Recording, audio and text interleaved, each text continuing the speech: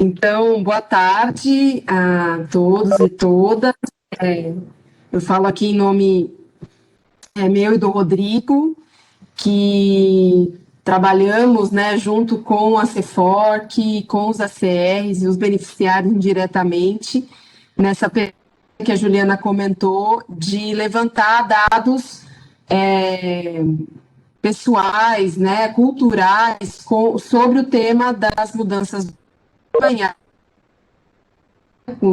olhando aí para a Chapada Diamantina, e numa perspectiva participativa, né, de envolver e conversar e dialogar e chegar a reflexões e percepções sobre essa temática. E aí o seminário de hoje vem resumir um pouco desse trabalho que nós começamos. A gente já está conversando sobre isso já há algum tempo, né? Eu e o Rodrigo conhecemos a Brígida, conhecemos algumas das culturas de café na Chapada, conhecemos o local e criamos essa relação efetiva e de pesquisa, né, para levantar dados, para conhecer mais as culturas e entender também como os temas das mudanças do clima afetam não só o tema da produtividade, mas também afetam a vida das pessoas, né? Então é um trabalho que já vem de longa data, mas esse seminário vem mostrar os resultados dos últimos meses, em que a gente apresentou a proposta e fizemos toda a articulação com a CEFORC para articular com os ACRs esse diagnóstico e estender isso para os beneficiários. Então, a apresentação do seminário de hoje tem algumas etapas, né? A Juliana já fez essa apresentação inicial sobre o tema da pesquisa e a relevância dos dados que ela traz, é isso que a gente vai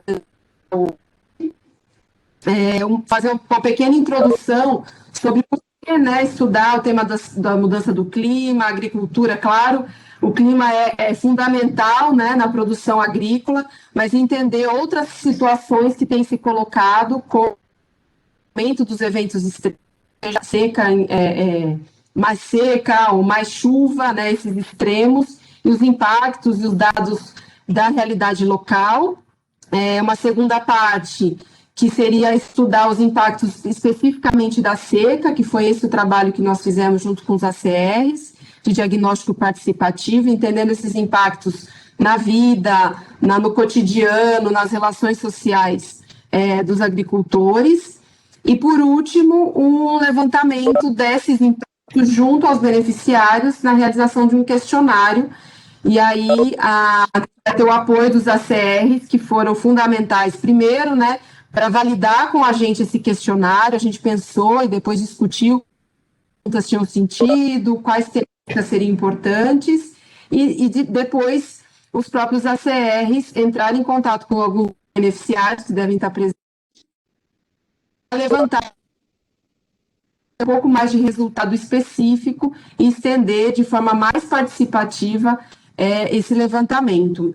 E aí, por último, a ideia de umas experiências locais, né, que mostram o quanto que os agricultores, né, a população, as cidades já estão tendo experiências de mudanças de comportamentos, de estratégias, e que podem colaborar nesse cenário que a gente está vivendo de chamados eventos extremos, dessa mudança dos regimes de chuva, que, claro, impactam a produção agrícola.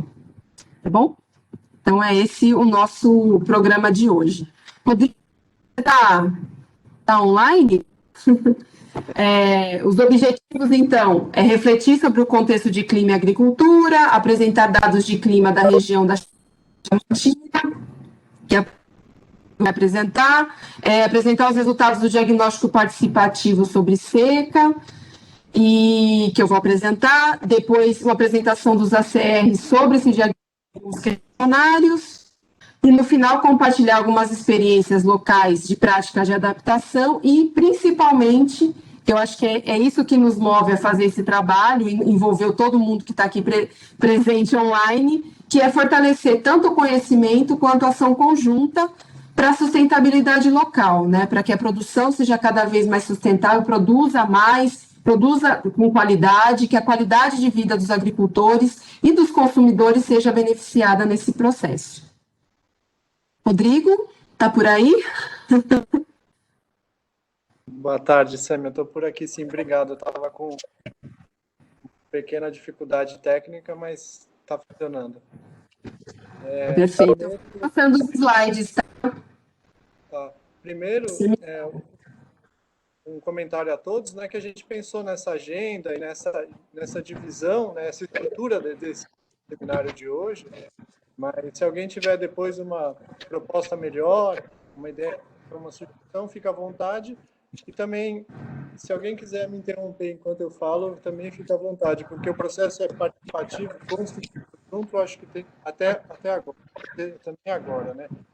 Eu vou apresentar um pouco sobre esse contexto de clima e agricultura, mas para quem mora no campo, quem está perto, é só uma reflexão junta aqui, né? Porque eu acho que quando a gente está no campo, a gente está todo dia sentindo isso, né? E aí, o primeiro dado que a gente apresentou, você pode passar, Samuel, por favor, por que é importante estudar o clima em áreas rurais, né? A gente sabe que a maioria das vezes o foco da sociedade está nas áreas urbanas, né? E não só na área do clima, mas em geral, né? A mídia, a atenção é nas áreas urbanas, e isso também tem um motivo de que grande parte da população está na área urbana, mas o Brasil passou por um processo de urbanização, mas temos ainda uma grande parcela da população que vive nas áreas rurais, né? A gente tem que lembrar também da importância não só da produção de alimentos para o mundo em geral, mas também que ela é uma responsável por grande parte de geração de empregos, né? Cerca desses 8%, né? 30%. A gente tem que... E aqui esse outro gráfico da esquerda dessa pirâmide é lembrar que a quantidade de calorias para 2050 vai ser muito maior, ou seja, a demanda para a área rural de produção vai ser muito maior. Por trás dessa discussão tem uma outra discussão, né, do que é rural, o que é urbano, que a gente pode também ter um pouco de... E lembrar que cada país, às vezes, tem uma definição, uma fronteira do espaço urbano ou rural, mas a gente, o que procura aqui nesse slide, nisso daqui, nessa apresentação, é valorizar mais ainda o espaço rural. E pensando em clima também, entendeu? Não só do ponto de vista de produção da planta, especificamente, né, do produto, mas de uma sociedade, de uma cultura rural, né, de toda uma estrutura, de todo um conjunto que levam a esse espaço, né? Pode passar, Samuel, por favor? Às vezes o rural é entendido só como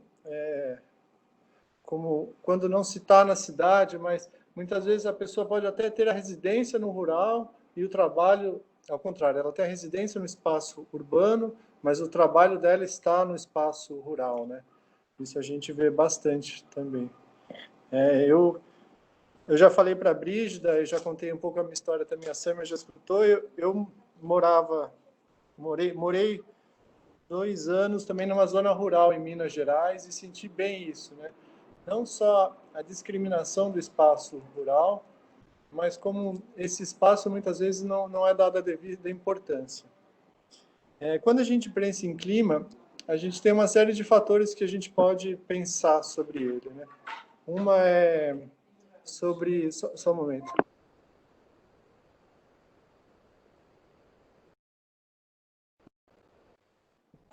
Desculpa. Uma é sobre a temperatura, né? E pensando em temperatura, quando a gente olha na média histórica desde 1989, na América Latina, a gente percebe que a partir da década de 80, que são essas colunas em vermelho, a gente começa a observar um aumento na média da temperatura, esse aumento até de 0,5 grau, né? Então, muitas vezes a gente percebe, tem a impressão de que estamos vivendo períodos mais quentes e tudo isso que a gente escuta falar, mas esses dados que a gente preparou aqui são os dados da NASA para a América Latina, né? A gente pode pensar também em outras maneiras de olhar isso, mas é um fato que está constatado. Sâmia? E esse aumento de temperatura tem uma série de implicações ou de reflexos, né? E uma delas são os aumentos de eventos meteorológicos extremos, né? Que são as secas, os incêndios relacionados, os incêndios, deslizamentos de terra. Eu não sei se o gráfico não está funcionando, mas o que esse gráfico desse slide mostra é um aumento em quase todos os tipos de fenômenos, de 1980 até 2019, alguns mais, outros menos. Incêndios, mais ou menos, continua constante, mas no caso de temperaturas extremas, incêndios e deslizamentos, esses eventos estão ocorrendo com mais frequência, né? Então, a quantidade do gráfico ele começa a ficar maior, seguindo um pouco aquela tendência do slide anterior da temperatura. Então, um dos efeitos desse aumento de temperatura são esses eventos extremos que nos impactam a atividade rural do cultivo, né? Mas também a nossa vida, assim, estradas que às vezes ficam bloqueadas, serviços que são interrompidos, né? A eletricidade que cai, enfim. Podemos aqui relatar uma série de eventos que impactam de diversas formas a nossa vida. E aí, quando a gente começa a olhar esses fenômenos, como é que eles estão acontecendo no mundo, a gente trouxe aqui alguns recortes, algumas imagens de alguns eventos extremos, né? Essa daí é uma inundação na Argentina, numa chuva em janeiro do ano passado, né? Que trouxe uma série de prejuízos para a pecuária lá. Próximo, por favor. Esse daqui foi no ano de 2018, na Alemanha, que foi uma grande seca, ondas de calor e uma seca muito grande que trouxe um prejuízo econômico para o cultivo de cerca de 4 bilhões, mais ou menos, de dólares, um dinheirão lá na Alemanha, relacionados a essas secas, né? Próximo, por favor. Esse outro slide traz nas inundações que teve nos Estados Unidos, e esse é um outro exemplo de impacto, que são nas infraestruturas das propriedades rurais. Aí tem esses silos, né, que foram impactados. Ele até ele estourou, né?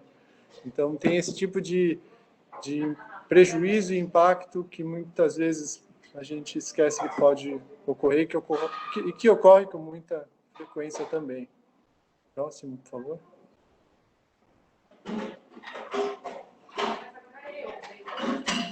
Sâmia?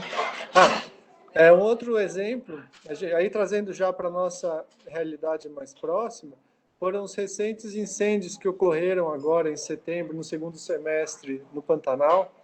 Enfim, é uma discussão bem grande, acho que tem sido um recorde de incêndios do Pantanal, desde que o INPE começou a medir, mas o fato é que esses incêndios também causam prejuízos para as propriedades ali que às vezes não tem nada a ver com isso, mas que são impactadas, né? Além da qualidade do ar, que impacta a saúde das pessoas que vivem ali, e lembrando isso num período de pandemia, né? E aí, conversando com a Brígida, né, ela até me mandou essa foto, que foi a seca de 2012, aí na região da Chapada Diamantina, que mostra o impacto nas plantas de café. Então, como que essa seca pode aumentar?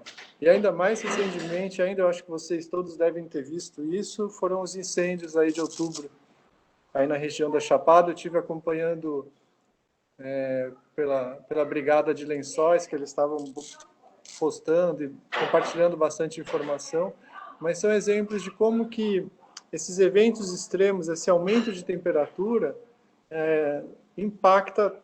nos impacta, né? Assim, aí eu me coloco nesse grupo de espaço rural, como que isso impacta o espaço rural em si. Próximo, por favor.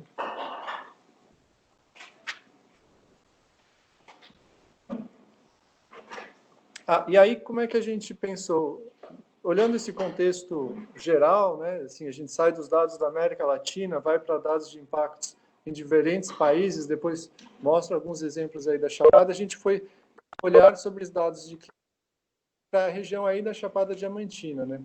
E o que a gente fez foi entrar nos dados de IBGE para buscar dados de quantidade produzida em toneladas e área colhida, das culturas tanto permanentes quanto não permanentes, dos 25 municípios. Então, a gente entrou lá, pegou os dados desses 25 municípios, que são várias planilhas de Excel, somou isso tudo e olhou isso junto com os dados de uma estação climática da Agência Nacional das Águas, que tem uma estação aí em Lençóis. E, enfim, tem uma série de estações na região que a gente poderia encontrar isso, mas essa, por ser uma estação que está aparentemente assim, central na região da Chapada, a gente usou ela para ter como referência. A gente poderia ter olhado para várias e ter feito média, ter visto como variou, mas eu acho que para esse exercício que nós estamos fazendo aqui hoje, ela nos ajuda bem. São todos dados disponíveis, né? E quando a gente olha os dados de precipitação por ano, é o valor total por ano entre 1974 até 2019, né? A gente observa que naturalmente existem ciclos, né, períodos onde chove mais e chove menos, mas também, aparentemente, a gente observa que tem um declínio, né, dessa precipitação total, principalmente a partir de 2013. Aí, né? Esse gráfico ele não parte do zero, né, só para não ter essa dúvida, porque 2012, por exemplo, não é que não choveu nada, choveu o mínimo do período, que foi 160 milímetros. Né? E aí, quando a gente vai olhando outro fator climático, que são os dias sem chuva, né? Porque uma coisa é a quantidade que chove, a outra são os períodos que a gente passa sem chuva, né? A gente também percebe que há algum ciclo, e isso faz parte do clima, né? O clima tem ciclos, ele oscila mesmo, mas depois a gente observa que os períodos sem chuva, os períodos de seca, né? De grandes dias sem chuva, também tem uma aparente constante a partir de 2002, aí, que a gente começa a perceber isso. Então, no gráfico anterior, a gente viu que, por exemplo, em 74 choveu bastante, mas também estava bem distribuído, porque teve poucos períodos sem chuva, né? E aí, quando a gente vai olhar o outro dado, que são a produtividade, e aqui são aqueles dois dados juntos, né? A quantidade pela área colhida, né? A gente percebe que, a partir de 1990, né, vamos arredondar, 89, 90, a gente começa a observar nos municípios da Chapada Diamantina um aumento de produtividade. Apesar dessa oscilação de temperatura, de dias de seca, a gente, por outro lado, observa até que uma certa constância desse aumento de produtividade. E esse gráfico, se a gente olhar para outras regiões do Brasil, ele é até parecido, né? A agricultura brasileira, ela teve um grande aumento de produtividade em geral, né? E aqui na região da Chapada também. A gente, na segunda oficina que nós tivemos, nós até discutimos isso, né? De como que a agricultura familiar se enxerga nesse grande grupo de geral, né? Porque aqui estão todos a agricultura irrigada, não irrigada. E a gente pode conversar disso mais no final, quando a gente abrir a discussão e ver como que vocês, produtores, se enxergam ou enxergam esses dados, se eles de fato traduzem a realidade sentida por vocês, porque aqui a oscilação é bem menor, mas ela é sempre crescente, né?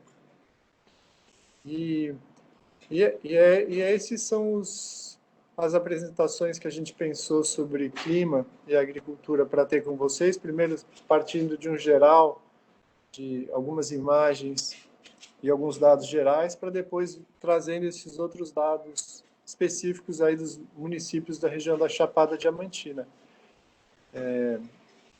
Eu acho que agora a gente passa para uma outra parte da apresentação, né? Que são os resultados de um diagnóstico participativo sobre seca, os acessos. Até a Distância é uma adaptação das atividades de assistência técnica e extensão rural do Bahia Produtiva, projeto do governo do estado da Bahia por meio da Secretaria de Desenvolvimento Rural do estado da Bahia, executado pela CA, Companhia de Desenvolvimento e Ação Regional, com recursos provenientes de acordo de empréstimo com o Banco Mundial.